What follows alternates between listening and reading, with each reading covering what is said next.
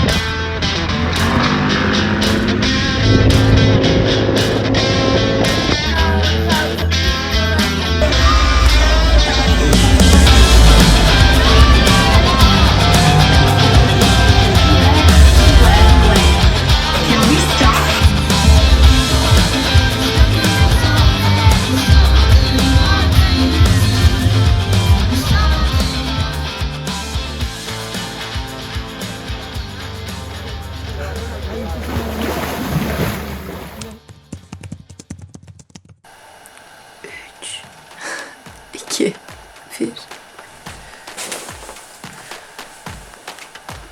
YouTube kanalımın birinci bölümüne hoş geldiniz. Nerelerden başlayıp anlatacağım bilmiyorum. Benim için gerçekten buraya başlamak kolay değildi. Yani dürüst olmak gerekirse nedenleri var. Bunu zaman içerisinde yavaş yavaş anlatacağım. Ama ilk bölümün konusu ve kurgusu olarak sizi bol bol flashback yapacağım ilk 3-4 bölümde. Çünkü bir sürü elimde video var ve o yüzden böyle biraz geriye saracağız. Çünkü İstanbul'daydım. İstanbul'daki evimi kapattım ve uzunca bir süredir o evi kapatmak istiyordum. Ama çok güzel bir mahallede, çok güzel bir 6 yıl geçirdim. Önce biraz oralardan başlayalım istiyorum. Neden evimi taşıdım, biraz mahalleyi size göstermek, oradaki yaşamımı size göstermek. Sonra da yavaş yavaş birlikte yola çıkacağız.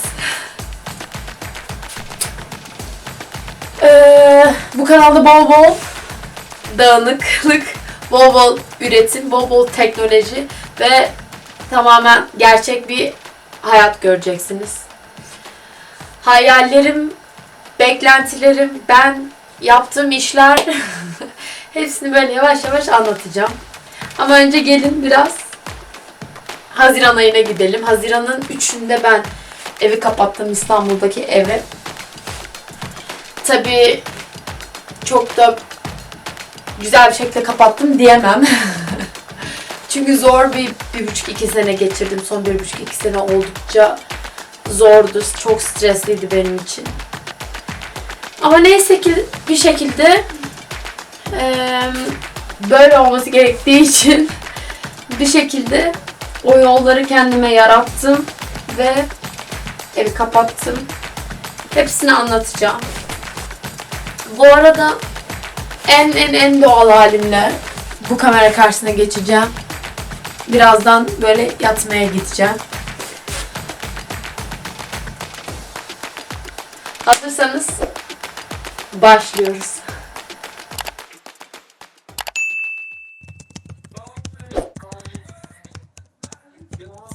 Okay. Evet, hoş geldiniz tekrardan. İlk bölümü kaç kere çekebilirim, kaç kere ne anlatabilirim bilmiyorum ama zaten bu kanalda her şeyi göreceğiniz için yani burası burada hem bol bol yemek yapacağız, hem bol bol teknolojiden konuşacağız, yapay zekadan agentlardan bahsedeceğim. Bol bol gezeceğiz. Ülkeleri, bol bol farklı ülkelere gideceğiz. Bir sürü hayvan görebileceksiniz burada. Geldim kaçma. Bak. Kim balım? Benim balım. Riri burada, Gucci burada. Yemek yapacağız. Şu anda cuma akşamındayız bu arada. Bu akşamki yemek menümde karidesli gnocchi var. Karidesli böyle acılı domates soslu bir gnocchi yapacağız.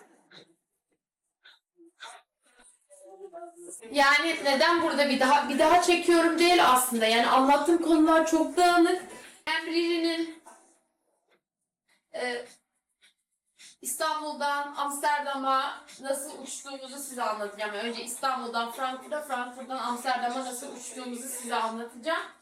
Hem de İstanbul'dan neden taşındığımızı aslında ben bir önceki videolarda, yani çektiğim videolarda anlattım. Ama burada da böyle biraz üstünden geçeyim. Biraz karışık olmuş olabilir ya da o çektiğim bölümü koyar mıyım emin değilim açıkçası. Çünkü 50 tane video çektim, sildim.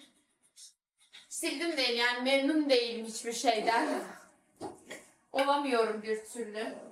Bu arada şu dilimlenmiş turşuya bayılıyorum. Aşırı güzel. Hani benim snackim kesinlikle bu.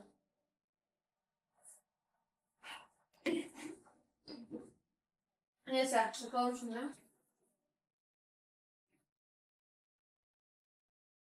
Şimdi ben hem bunları hazırlarken hem de size biraz İstanbul'dan neden ayrıldığımdan bahsedeceğim. Eğer İstanbul'dan neden ayrıldığımı yine zaten ilk bölümde paylaştıktan sonra merak ederseniz neler oldu falan, yani neler oldu, neden yeterli gelmezse anlattıklarım yani. Yine üzerine konuşuruz zaten. Yani işin uzun lafın kısası, son 2 senedir İstanbul'da gerçekten çok mutsuzdum. Yaşadığım evden bir an önce taşınmak istiyordum. Deprem tehlikesi beni inanılmaz strese sokmuştu. Bir yandan yapmam gereken işler. Geçen sene 2024'te ben çalıştığım ajanstan ayrıldım. Ayrıldıktan sonra bir süre ne yapacağıma karar vermeye çalıştım. Ama hep kendi sistemimi oturttuğum, kendi sevdiğim şeyleri yaptığım bir düzenim olsun istiyordum hep. Ve bir noktada süreç beni oraya sürükledi. Şirket kurdum. Sonra böyle freelancer bir ekibim oldu, markalar buldum, çalıştım. Daha çok önceliğim AI tarafında ve kendi e-ticaret sistemin, markamın, zaten podcast'ını dinleyenler biliyor. Colonize diye bir markam var. Orada dijital ürünler tasarlayıp dünyanın her yerine ürün satışı gerçekleştirdiğim bir e-ticaret sistem var, Etsy'de. Onlara da bakabilirsiniz. Bunları yapıyorum. Yani bunlarla uğraşırken bir yandan İstanbul'daki o evde, İstanbul'daki işte o kaotik olaylar, yani orada o kadar kaybolup çıkmak istiyordum. Sonra geçen sene 2024, yani 2024'ün Kasım ayında inanılmaz güzel bir insanla tanıştım. Böyle 7 aya yakın süren bir ilişkimiz oldu. Ve onun sayesinde ben bir şekilde evimi kapatıp o evden çıkmayı başardım. Ve o yüzden onu çok seviyorum. Bana böyle bir aksiyon almasına sebep olduğu için. Yoksa ne zaman, ne kadar orada yaşardım hiçbir fikrim yok. Bir şekilde o evi bana kapatmama yardımcı oldu. Ve ben Hollanda'ya, ya bizim amacımız aslında o evi kapatmamın amacı da o. Ben ve Riri hep beraber seyahat halinde olmaktı. Ama ben Hollanda'ya vardığımda ayrıldık ve benim bütün planlarım değişti. Hollanda'daki süreçleri böyle ayrıca anlatacağım ama genel olarak İstanbul'dan ayrılma sebebim bu. Ama İstanbul'da yani bu stresli sürecim haricinde inanılmaz güzel bir hayatımda tabii ki vardı. Yani o ev beni son zamanlarda çok mutsuz ediyordu ama ben hayatımın en güzel şeylerini o evde hayatıma dahil ettim. Babamla yeniden o evde görüşmeye başladım. Riri hayatıma o evde girdi. Medya sektörüne değil ama dijitale o evde başladım. Televizyonda ben 2 yıl bir medya deneyimim bir gençlik kanalında, bir event etkinlik organizatör şirketinin bir televizyon kanalında reklam pazarlama tarafında onlara destek sağladığım çalışmalar yaptım. Sonra onların bir mobil uygulaması var. Mobil uygulamada event tarafında yine hem mobil uygulamanın hem de etkinlik satışlarını yönettiğim çalışmalar yaptım. Sonra kendimi ajansda, yani oradaki hikayeler, bağlantılar da çok tatlı. Onları ileride farklı şekillerde anlatırım. Yani satış, iş kariyerimdeki tanışmaların hepsi aslında birçoğu tesadüf ve kendi aldığım aksiyonlar sayesinde oldu ve bunları gerçekten çok kıymetli buluyorum. Onları başka süreçler, yani merak ederseniz anlatırım. Ama yani o evde hem dijitalle tanıştım, hem biri hayatıma girdi, hem babamla yeniden 16 yıl sonra o evde görüşmeye başladım. Ve şirketimi o evde kurdum falan gibi şeyler orada gerçekleşti. O yüzden o evi tabii ki seviyordum. Ama son zamanlarda beni çok mutsuz ediyordu. O yüzden artık ayrılma vaktiydi o evden. Ve ben de bir şekilde hayat beni oraya sürükledi. O kadar çok istiyordum ki ve bunu yaptım. Bir şekilde oldu. Ve bunu başardık.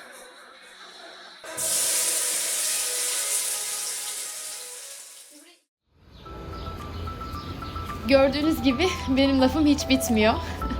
En iyisi ben yemek yaparken artık size İstanbul'u şöyle bir gezdireyim. Burası Şişli İstanbul. 10 yıl boyunca aynı sokaklardan geçtim. Bunun 5 yılı Fulya ve Nişantaşı'ndaydı. Kalan 5 yılı da Bomonti Merkez Mahallesi'nde geçti.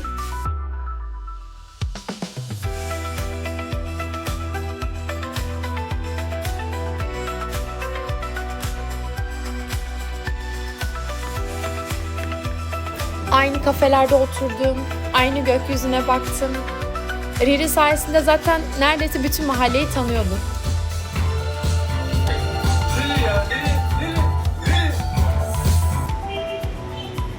Maçka Parkı'na yürüdüğüm o yollar. Koç Market'ten Blok Kafe'nin güvenliklerine kadar. Montah'ta tanıştığım insanlara, hatta The House Residence'ın arka avlusunda yaz kış geçirdiğim o keyifli zamanlara kadar. Gecesi çok eğlenceli, gündüzü huzurlu, içime sine sine. Bazen çok huzurlu ama bazen de endişeliydi yürüdüğüm bu sokaklar. Ve bu koca şehir bana çok şey öğretti. Artık bir şeyler değişmek zorundaydı benim için. İstanbul beni büyüttü, sabretmeyi, cesur olmayı, tek başıma ayakta durmayı da öğretti tabii. Ama bir noktadan sonra taşıyamadık birbirimizi. Belki ben büyüdüm, sığamadım artık. Oh! Öpücük, öpücük, öpücük. Anne özlemedin mi? Öpücük.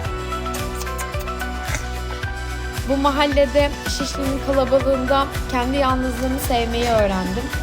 Ama artık başka bir tempoya, başka bir sessizliğe ihtiyacım vardı. Ve o yolları kendime tek tek açtım. Daha önce hiçbir baksı yiyen bir köpeğiniz oldu mu?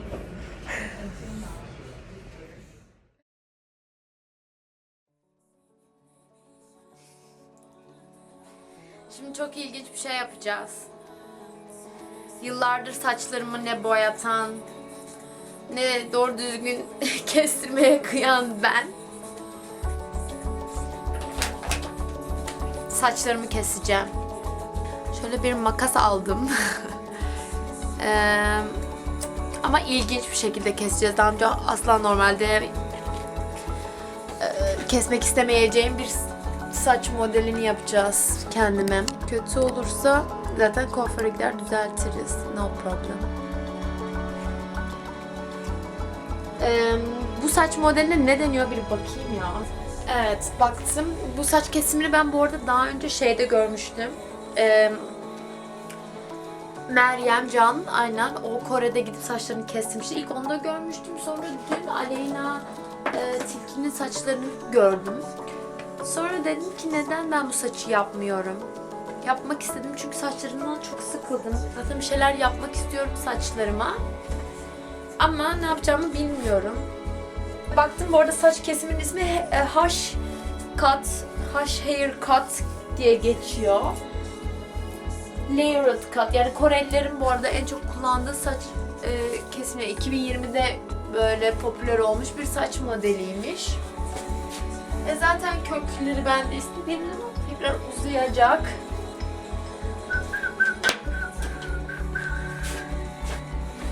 Saçlarımı kestikten sonra da size Riri'nin uçuş hikayesini anlatacağım. Şimdi buna bir konsantre olmam lazım. Biraz da hayatımda kez kendim saçımı kesiyorum bu arada böyle. Daha önce hiç böyle bir şey yapmamıştım. Bilmiyorum, içimden geldi. Bir de zaten hani yani saç işte uzar. Modundayım.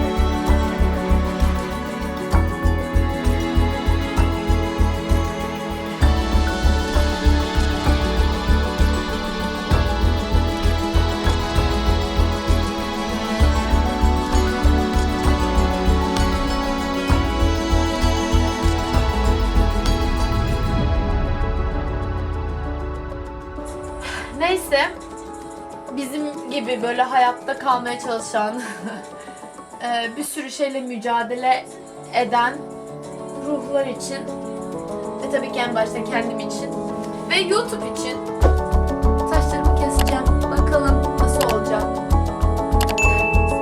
Ay, elime makası alamıyorum resmen. Bunlar biraz kurudu, ben biraz bunları bir ısıtıp geliyorum.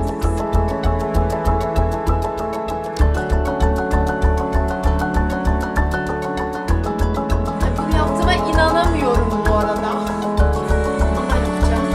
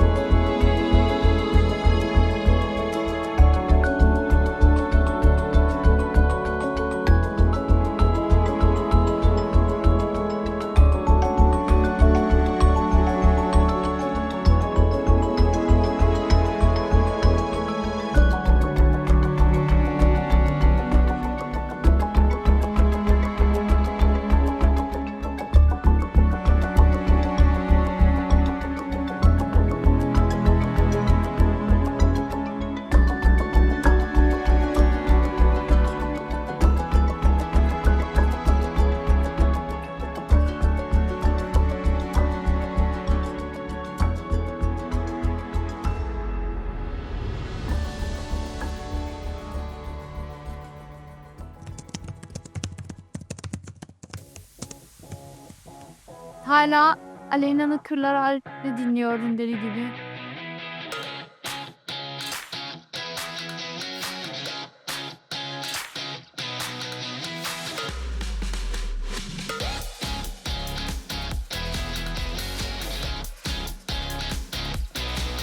Bizi de hazırlanıp duruyorum ve sürekli beni gidecek zannediyor ve sabahtan beri ağlıyor. Ama bu arada planlarımız yine değişti. Riri ile beraber, ben bu bölümü ne zaman eklerim bilmiyorum ama zaten yani izlersiniz, izliyor olacaksınız. Buradan Riri ile beraber, aslında planım burada Riri'nin biraz daha kameraya devam etmesiydi ama olmadı. Riri ile beraber birkaç gün sonra Hollanda'ya gidiyoruz. Hala Riri'yi babama bırakacağım bir süreliğine. Bu arada saçlarımı yaparken size bence ben artık şeyi anlatayım, dün anlatamadım. Riri ile Hollanda'dan Frankfurt'a nasıl geldik? Frankfurt'a, oradan da Amsterdam'a. Haziran'ın ilk haftasıydı sanırım.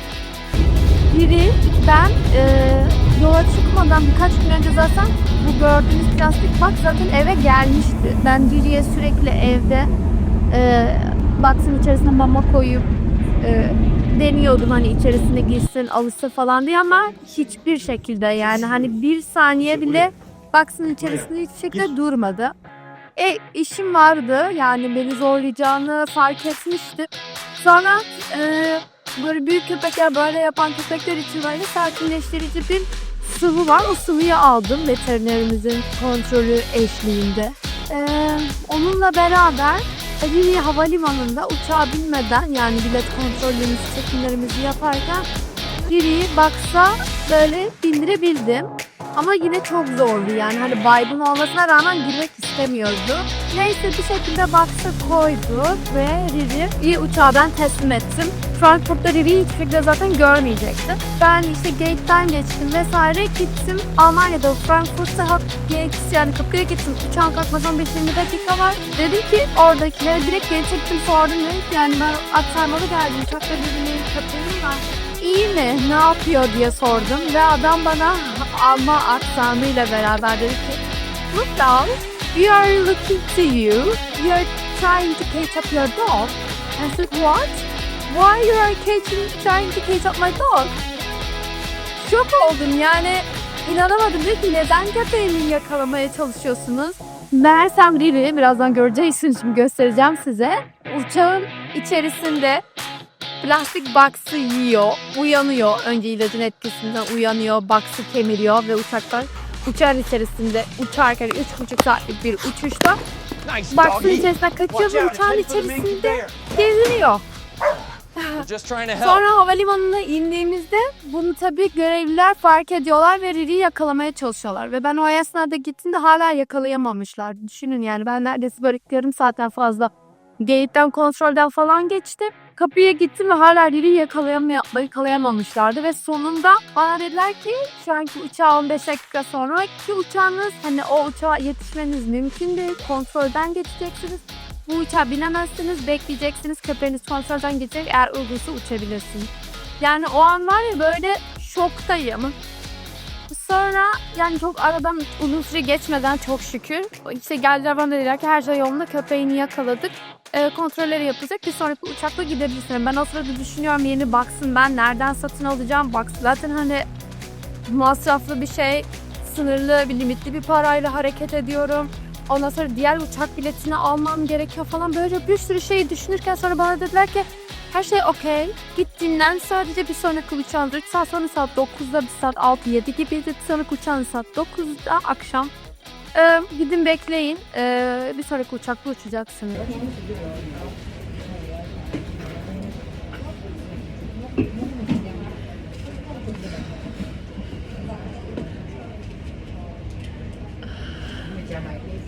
Ben şu an Frankfurt Havalimanı'ndayım. Saat 5'te uçmamız gereken uçağa binemedik. Neden? Çünkü Riri Box'ı yedi. Box'ı yedi ya. Box'ı yiyip kutudan kaçmış. It's really crazy. Box'ı yiyip Box'tan kaçan uçağın içinde bir köpeğim var. Yani korksam mı, gurur mu duysam?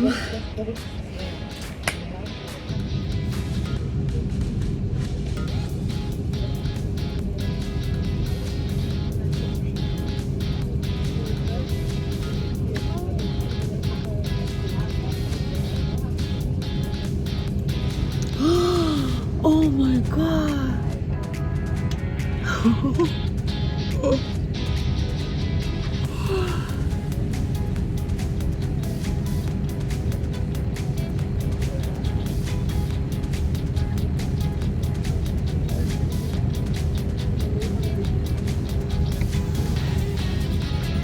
Bu yüzden Lufthansa ile beraber uçtum, Alman Havayolu şirketi, ve iyi ki onunla beraber uçmuşum. Buradan tekrar Lufthansa'ya çok teşekkür ediyorum. İnanılmaz güzel bir kriz yönetimiydi bence. İnanılmaz güzel yönettiler, yardımcı oldular. Riri'ye de, bana da aynı şekilde. İkinci uçuşumuzda Frankfurt'tan İstanbul'a uçarken 1 saatlik bir uçuşumuz vardı ve oradaki, ben yeni bir box almadan, Lufthansa'nın kendi böyle ahşap büyük box'ları var. O box'larla beraber uçacaktı Riri. Ben de ya okey dedim ve daha güvenli, daha böyle sağlam bir box, okey, uçtu. Amsterdam'a uçtuk beraber. Sonra ben Riri'yi, işte bu gördüğünüz esnada görüntüleri aldığım esnada sadece Riri'yi görebildim. Zaten Riri'yi göremedim, yani sadece box'ları görebildim. Bu box'ın içerisinde dediler. Ben tek Riri'yi Amsterdam Havalimanı'na indiğimde bana o ahşap box'ı verdiklerinde görebildim. Ama havalimanına indiğimizde ki ahşap box'ın hali de tam olarak bu şekildeydi. Riri'nin suratı, her yeri kan içerisindeydi. Box da aynı şekilde.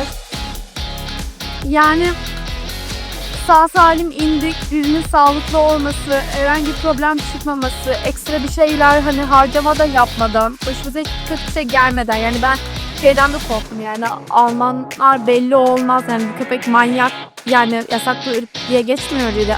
Ama hani bu köpekle seyahat edemezsiniz, bilmem ne, böyle şeyler söyleyecekler diye o kadar korkmuştum ki. Neyse, tertemiz bir şekilde, küçük bir olaylı bir şekilde, yani heyecanlı, atraksiyonlu bir şekilde Amsterdam Schiphol havalimanına vardı. Sadece onların box'ı biraz hasar görmüştü. Onunla ilgili vallahi ben havalimanında geç saatteydi zaten indiğimizde. Box'ı öyle bıraktım havalimanında, bagaj alanının orada. Ve Riri'yi aldım babamla beraber, sonra eve doğru yola çıktık. Babam da bizim yüzümüzden yaklaşık 3-4 saat falan havalimanında beklemek zorunda kaldı. Neyse, yani böyle bir yolculuğumuz oldu Riri ile beraber. Sağ salim varabildiğimiz için ve başımıza bir şey gelmediği için ve Lufthansa'nın bunu çok güzel bir şekilde yönettiği için tekrar çok teşekkür ediyorum. Biraz brutallı bir teşekkür olmuş oldu bu. Ama çok teşekkür ediyorum. O yüzden bence eğer köpekle beraber bir yerden bir yere, yani Türkiye'den bir yere seyahat edeceksiniz, kesinlikle Lufthansa'yı önerebilirim. Ama tabii artık havayolu şirketleri var Türkiye'de de, yani artık yolcu, insan kısmında hayvanların da seyahat etmesine izin verirlerse, büyük köpeklerin dahi, mükemmel olur. Yani hiçbir şekilde bagajda köpeklerinizi götürmenin gerçekten hala sağlıklı olduğunu düşünmüyorum, ama Lufthansa'nın bunu çok profesyonel bir şekilde yaptığına da artık inanıyorum. Yani öyle bir uçuş yapmanız gerekirse Lufthansa'yı kullanmanızı önerebilirim. Böyle yani. Bu sebeplerden ötürü de ben artık Riri'yi bir daha uçağa, yani bagaj kısmındaki bir uçağa mümkün değil bindiremem. Sadece ancak yanımda uçabilir ya da artık tamamen seyahat trenle ya da arabayla, başka da bir yolumuz yok. Yani böyle bir uçuş hikayemiz oldu. Sonunda bunu da anlatmış oldum size.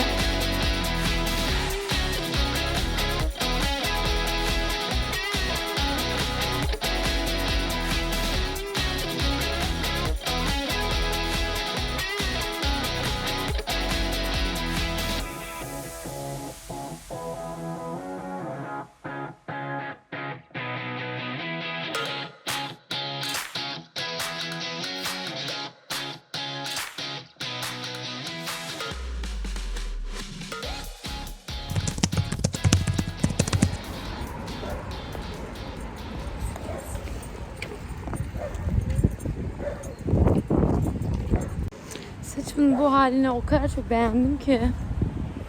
Kıvırcık halinde bence daha güzel duruyor.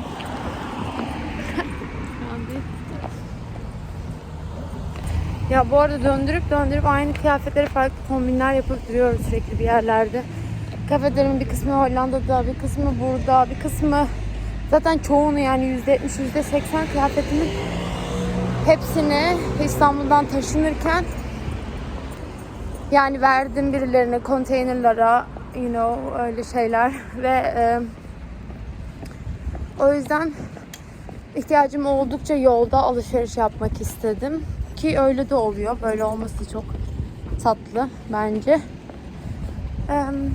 Böyle yani. Bence artık bu ilk bölümü ben böyle sonlandırayım. Ben şu an Berlin'deyim. Berlin'den sonra yolculuğum Hollanda.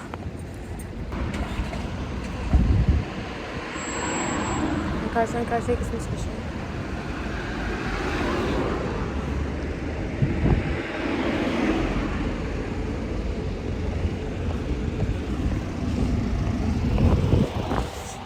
Riri'yi babama bırakacağım bir süreliğine.